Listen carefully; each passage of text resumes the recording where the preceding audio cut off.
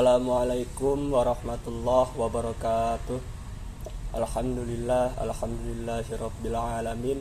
Wassalatu wassalamu ala asyrafil anbiya'i wal mursalin wa ala alihi wa ashabihi ajma'in. Pertama-tama dan yang paling utama, marilah kita panjatkan puja dan puji syukur kepada Allah Subhanahu wa taala atas limpahan nikmat, rahmat, hidayah serta inayahnya sehingga saya bisa menyelesaikan tugas ini dengan sebaik-baiknya. Salawat dan salam tetap tercurahkan kepada junjungan Nabi besar Nabi Muhammad sallallahu alaihi wasallam. Allahumma shalli wa sallim wa barik alaih. Semoga kita mendapatkan syafaatnya di yaumil akhir kelak. Baiklah, adapun saya di sini perkenalkan, nama saya Diki Bagus Santoso dari Prodi Ekonomi Syariah. Tujuannya untuk menyelesaikan tugas kuliah, mata kuliah manajemen siswa. Adapun yang mau saya bahas yang berjudul pendaya gunaan siswa. Pengertian. Pendaya gunaan berasal dari kata daya dan guna, yang berarti usaha dan manfaat. Pendaya gunaan siswab merujuk pada upaya untuk mengelola dan mendistribusikan dana-dana ini secara efektif dan efisien agar memberikan manfaat maksimal bagi penerima dan masyarakat secara luas. Pendaya gunaan siswab tidak hanya sekedar menyalurkan dana kepada yang berhak menerima atau mustahik, tetapi juga melibatkan proses yang lebih komprehensif, meliputi penyaluran atau mendistribusikan dana siswab kepada mustahik sesuai dengan 8 asnaf golongan penerima zakat, atau kepada program-program sosial yang sesuai dengan tujuan infak, sedekah, dan wakaf. Pemberdayaan empowering ini adalah inti dari pendaya gunaan. Dana siswab tidak hanya diberikan secara konsumtif tetapi juga produktif. Tujuannya adalah membantu mustahik untuk menjadi mandiri secara ekonomi, meningkatkan kualitas hidup, dan bahkan pada akhirnya menjadi muzaki. Ini bisa berupa program pelatihan, keterampilan, bantuan modal usaha, pendidikan, kesehatan, atau pembangunan infrastruktur sosial. Golongan penerima siswab. Ayat 60 surah At-Taubah dengan jelas menjelaskan bahwa orang yang diberikan hak untuk menerima zakat adalah sebagai berikut. 1. Fakir.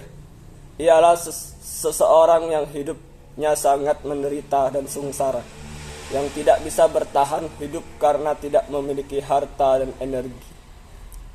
Kedua, orang miskin, yaitu orang yang susah menjalani hidup karena tidak memiliki cukup uang dan tidak berkecukupan.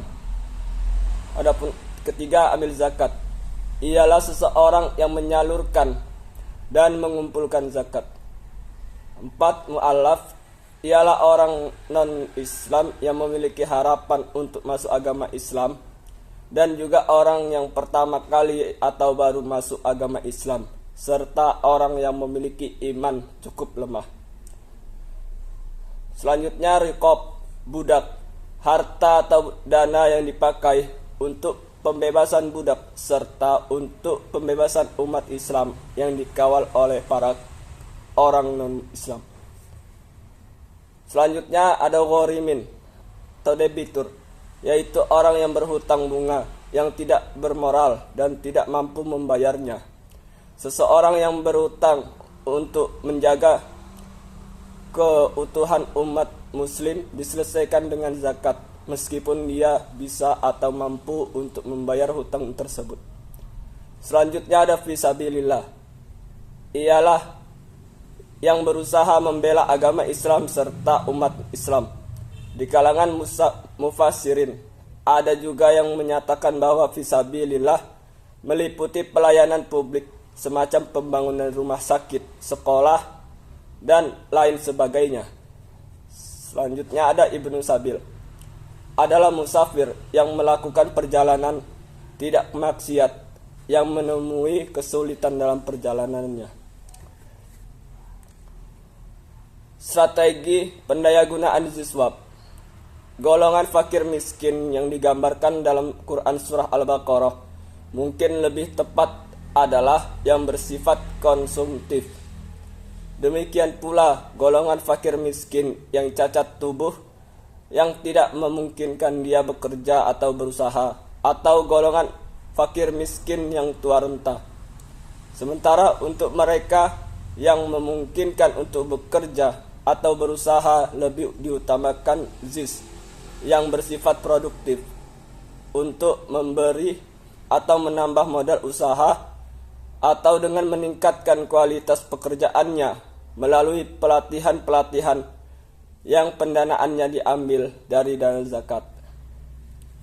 Kesimpulan, pendayagunaan zakat, infak, sedekah, dan wakaf memiliki potensi besar sebagai instrumen strategis dalam pembangunan ekonomi umat dan pengentasan kemiskinan.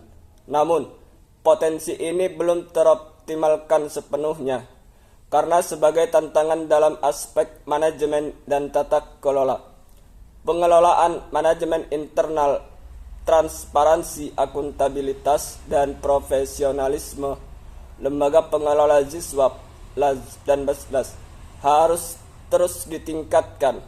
Standarisasi operasional dan pengembangan sumber daya manusia yang kompeten sangat krusial. Mungkin ini yang bisa saya sampaikan, lebih dan kurang saya mohon maaf. Semoga ada yang bisa diambil dari makalah ini. Sekian, assalamualaikum warahmatullahi wabarakatuh.